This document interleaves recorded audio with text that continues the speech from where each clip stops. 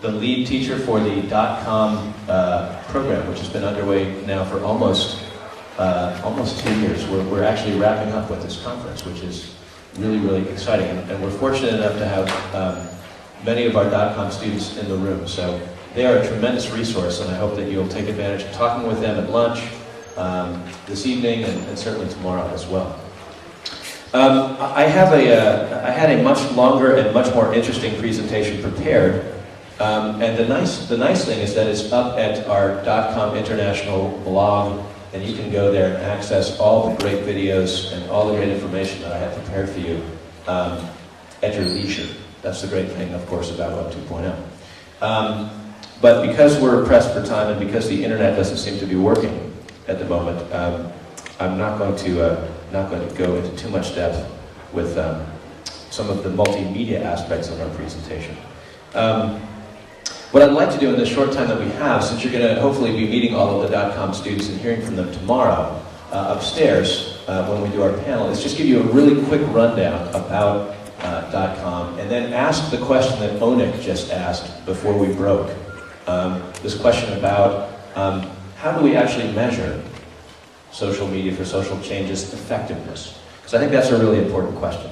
In fact, we have laid it out here as the central question of the conference. There it is. In what concrete and measurable ways, and those two adjectives are really important, in what concrete and measurable ways might 21st century social media tools support sustainable and replicable social change?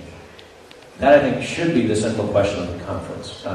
And I so appreciated Kevin's presentation because clearly here's a man who's doing some really remarkable social media work. The question that we have is, how do you measure the effectiveness of all that work that is being done? And I thought Onik earlier really put his finger on it for us in asking this question.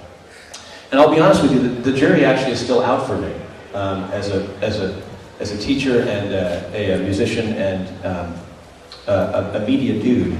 I'm not fully convinced yet that we're there, but of course social media is incredibly new, and we have to keep that in mind. So here's some really, really cool videos about social media, and I encourage you to check them out when you can. How many of you read this book called Here Comes Everybody by Clay Shirky? Anybody read this book? A couple of you? Yeah, Clay Shirky is a pretty well-known social media guy. He lives in the United States, and his book is called Here Comes Everybody, The Power of Organizing Without Organizations. And, you know, talking about social media with people who are into social media is like crack, right? There's this huge rush, this like incredible euphoria. It's like, social media. But I think, as Kevin pointed out, it's easy to sort of get carried away with the hype and forget to ask this question about how we measure the power of social media as an agent or as agents for social change. And I love what Clay Shirky says in his book about this question. He says, there is no recipe for the successful use of social media tools. Instead, every working system is a mix of social and technological factors. I love that last sentence. Every working system is a mix of social and technological factors. And I think it's really important as we think about social media not to lose sight of the social in social media. Because I think that's ultimately where the change will come. Facebook is nifty, Twitter is cool, blogging is awesome, YouTube is great. Flip cameras are just the bomb, and we all have them, right? But social change will come out of the relationships that we build with the tools at our disposal. And I think that's important. So let me just talk about really quickly, .com, which stands for Developing Online Tools for Civic Outreach and Mobilization. Is that a cool acronym? Did you think of that acronym? That was you, wasn't it? Brilliant. Yeah. So we really had 4 goals with the .com program. Number 1 was to teach students how to deepen their understanding of media's power using 21st century media literacy education pedagogy. I'm an educator. I come at this question of social media from the media literacy education side. That's kind of where I'm jonesing. So we wanted to teach students about the power of media and social media, of course, as well. The second big goal we had was to bring together students from 3 different countries. Do it both online in multiple social media platforms, and in face-to-face formats. You all know F2F, I'm sure, as a shorthand for face-to-face. And we wanted these three groups of students to engage in cross-cultural conversations. And of course, the real elephant in the room is bringing together students from Armenia and Azerbaijan. That was a pretty big deal. And it's been a very interesting journey. Our third goal was to facilitate collaborative digital video production projects in an immersive F2F setting. The immersive F2F setting was Vermont, last July, for 3 weeks. We had 30 students in a gymnasium and a computer lab working on collaborative video projects in trios. Trios. Trios, right? This is the German way of counting to 3. The American way is this, but the German way is this. Trios. One Armenian, one American, and one Azerbaijani working on video projects. And we've posted one of those for you at the blog here, and you can, again, look at that at your leisure.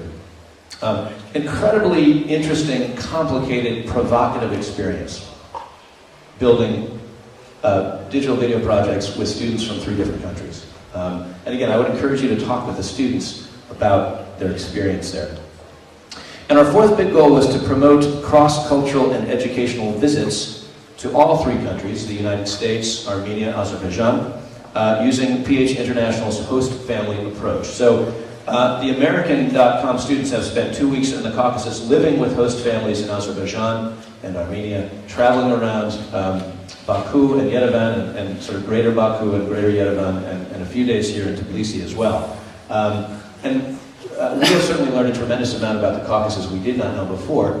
Last summer in Vermont and Washington, D.C., we hosted the Azerbaijani students and the Armenian students and had a blast last summer. And again, you can read and watch all of this on our blogs. So how do we do this? The first step was to secure a grant. You need money to run a project like this. And Elizabeth Metro, who you all know, did a remarkable job of securing the grant for us with assistance from PH International, and then along with, where's Aya? Is Aya here? Aya, who is our program manager in Armenia, and Kanan, who is our program manager in Azerbaijan, recruited 90 students from 3 countries to join the program initially, to see who wanted to play ball, as we say in the United States. And out of those 90 students in 3 countries, we chose 10 final students from each of the 3 countries by the middle of last winter. Once we had our students selected, it was about 14 months ago now, we launched .com. We launched the online version of .com, and we did that by setting up Blogger accounts for all 90 students, which was really interesting, just to get high school students to get online with Blogger and get busy. We also set up a YouTube and a NetVibes page. How many of you know NetVibes? Again, I would link to NetVibes, but the internet's down, so you can do it at your leisure from the blog. NetVibes is an aggregating tool that allows you to pull together different Web 2.0 applications onto one page. It's fabulous. If you don't know it, you should take a look at it. We also set up Facebook and Twitter platforms, and then we asked all the students to introduce themselves to the rest of the group. And we had 2-week experiences, what we call the knowledge tree. Here's a link to that. And then we did personal media inventories to just determine where the common ground was amongst our students in these 3 countries. So what did they like to watch, listen to, read? What did they not like to watch, listen to, read, game, what have you? And out of the initial blogging experience, we took note of which students really were playing ball and which were not. And we used that initial couple of weeks, I guess almost it's more than a month, to determine our 10 finalists in each of those countries. And then we asked those 10 finalists in each of those countries to actually create what we call the 90-second elevator pitch, which is a 90-second video introducing them, each student, to the rest of the group of 30, and using our common YouTube platform as a vehicle for that. And it was really, really fun to watch the YouTube platform as student after student posted their introductions, and we began to learn about life in Baku, Azerbaijan, life in Yerevan, Armenia, life in the United States, all over the country for our students.